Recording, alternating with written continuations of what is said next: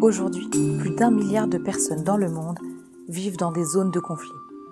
Dans de nombreux pays, la population civile risque la faim, la guerre, mais aussi des arrestations arbitraires, des abus sexuels, des déplacements et des recrutements militaires forcés. Les défenseurs des droits humains sont particulièrement ciblés par des attaques destinées à les faire taire et à fragmenter les communautés. Malgré cela, ces populations locales et vulnérables sont les premières à agir sur le terrain et cherchent des solutions concrètes pour améliorer leur sécurité quotidienne. Manifester, demander justice, rapporter des abus, informer et se former, faire de la médiation, etc.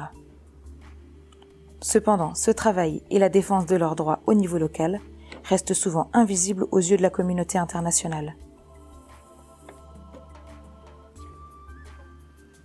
C'est pourquoi, au début des années 80, émerge une approche non violente qui consiste à soutenir les actions des acteurs locaux sur le terrain.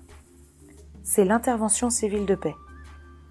Techniquement, l'intervention civile de paix consiste en l'envoi d'équipes non armées et formées à l'analyse des conflits, aux enjeux de sécurité humaine, à l'observation, à l'accompagnement, à la médiation de proximité et à l'interposition sur des terrains de conflit. Il s'agit d'être présent et proactif afin de dissuader les acteurs de conflit d'actes violents et de renforcer les membres des sociétés civiles locales, notamment les défenseurs des droits humains, tels que les journalistes, les syndicalistes et les leaders de communautés indigènes.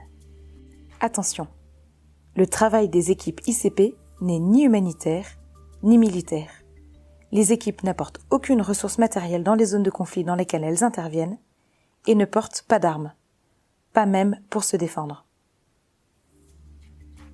À la place, les équipes ICP apportent une ressource très puissante, la présence proactive, faite d'observation, d'accompagnement, parfois de médiation et d'interposition.